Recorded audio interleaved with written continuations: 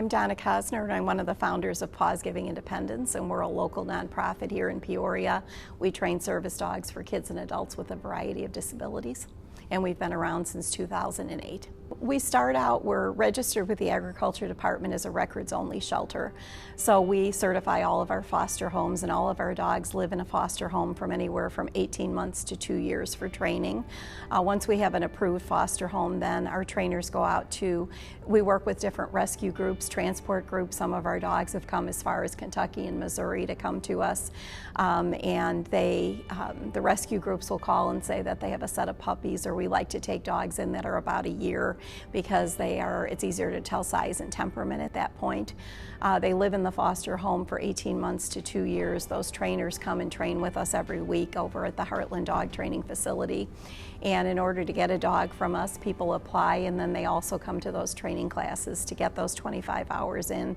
It's not a difficult process, but you need to learn the commands and be able to keep those dogs on task and know that we have the right match between handler and recipient. And so sometimes the first dog's not a match, and so then we go on and try another dog with them. Our program is accredited under Assistance Dogs International, so it's a big accrediting organization that gives us guidelines that we have to adhere by, and we have to provide our own kind of bylaws and company documents to show that we're upholding those standards, so that the dogs that are in public have all met the minimum criteria to be working as service dogs. Our program does place our dogs for free of charge to those in need, but we do have an application process. So they have to apply for a dog and go through training, and we also ask that they supply a medical form as well, showing that they have a disability and the dog can perform tasks to assist them with that disability. We train the individuals on how to train the dogs. So from there you fill out an application, and then the dogs come in. And we take them anywhere from puppy stages to like 6 months old, just kind of whenever. And they take about 1.5 years, 2 years into the program. And it's all the basics. So the puppies, it's your normal little puppy to teach them to like sit, stay, all that kind of stuff, lots of treats. But then they progress to picking up your keys, picking up your phone, going to the fridge and getting a water bottle, and helping out their handler as much as possible. So we train them to help us, and then on the daily we'll drop like hairbrushes, our phone stuff to help us.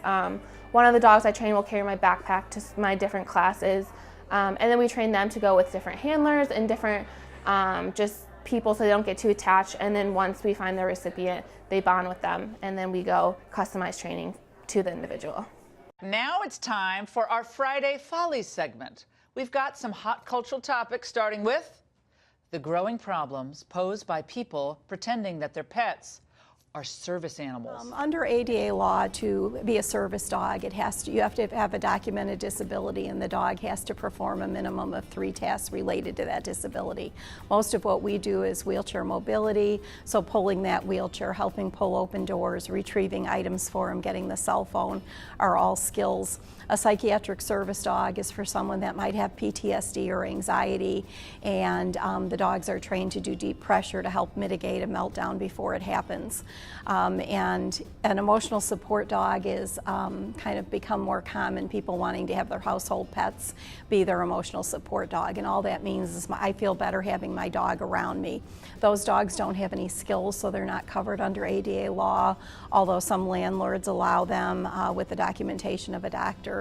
A lot of airlines are allowing them, which they're seeing is becoming a problem because they have emotional support peacocks that have been on airplanes and things. And it's a way that people can take the dogs where they want. I have a friend who's a flight attendant, and I have great stories from her of what's been brought on the plane. Valley the pig was treated like a celebrity. Frontier Airlines says cops were called because the woman refused to get off the plane after being told squirrels were not allowed, even as emotional support animals. All the other passengers had to get off too. So the problem with it is not all disabilities are visible. If you see somebody in a wheelchair there with the dog, you're going to assume that's probably a legitimate service dog. But we have people we train for that might have a heart condition where they faint, and the dog is trained to revive them or get help.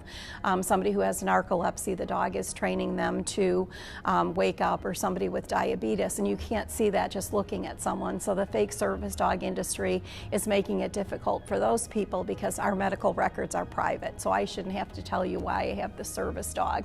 And people are coming up to them and questioning, well, you don't look like you have a service dog. So why do you have it? And then trying to get them to share medical information. So right now, the state of Illinois, there's a couple representatives that are trying to do two things to firm up that it'll be a bigger fine for people pretending to have a fake service dog, kind of like using a handicap placard when you don't need it in a parking lot.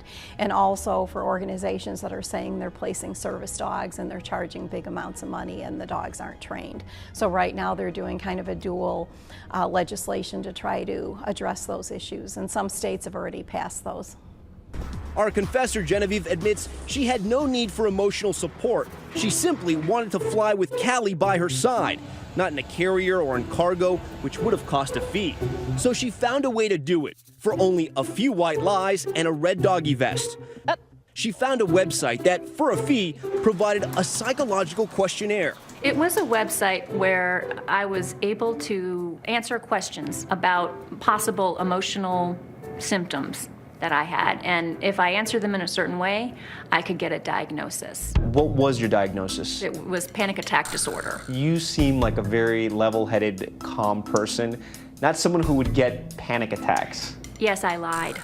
She lied, and the website made it easy. So it does get hard. We do have some of them on campus. So, when we're bringing our in-training service dogs to class, and there might be another dog or puppy in the same class who's not as well trained, they can go back and forth, and it really does set our dogs back sometimes. And it gives actual service dogs kind of a bad rap because you don't know, how can you tell the difference? Like, they're both in vests, but some like restaurants and places have such good experiences with them and some don't. So when you do have that task of getting into the door and the business owner is, no, you can't come in, it starts a process of just a lot of setbacks have occurred because of that. So then it comes really down to educating the public and educating your friends, so then your friends can go on and help them. For the people who do have the disability and they need that, they may come across extra obstacles or like extra hoops that they have to go through in order to get their dog that they would normally be allowed. So it's, this person got this dog to help them, and now all of a sudden they're having all of these issues with these dogs who aren't allowed, giving them, other people questioning them, like, is this, do you really need it or not? And then you have like the emotional support animals, if they're in public illegally, misbehaving and kind of saying like, this is not how all dogs behave, this is not a trained dog, like this is not how they should be and acting. Like, our dogs are trained, they're taught how to be, and it just puts a bad image for people who don't know the difference. Something called the Air Carrier Access Act, which states that no carrier may discriminate against individuals demonstrating a physical or mental impairment to board with animals. As a result, a popular new class of pets has emerged. They're called the emotional support animal. Don't let the vest fool you. This is not an emotional support animal on official business, but CBS News staffer Swainson Gill's family pet, Pharaoh. And they're both volunteers to demonstrate how easily pets can travel for free under the Airline Carrier Access Act. So I think a lot has to do with not having to pay, a way to bring your pet along, and it's really gotten out of hand. The problem with emotional support dogs, like I said, not every dog is happy in that situation, and people don't realize that there are liability issues. If that dog bites somebody, the dog could possibly be euthanized by animal control because they have bit somebody. And when we're out in training, there's not a time I'm out that someone doesn't come out. Maybe some kid comes up and hugs the dog because they love dogs and want to pet them. People want to interact with them, and you have to have a dog that's okay with that happening, because you can't always be alert all the time with what's happening. We've had our dogs attacked by the fake service dogs, bitten.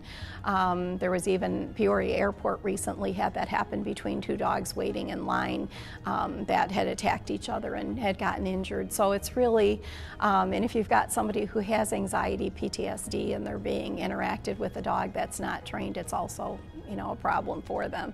So Illinois is currently trying to change legislation to make it a higher fine for doing that, for pretending your dog is a service dog when it isn't, pretending to have a disability, because technically it really is fraud, the same it would be if you were trying to use a handicap placard and you didn't need that parking space.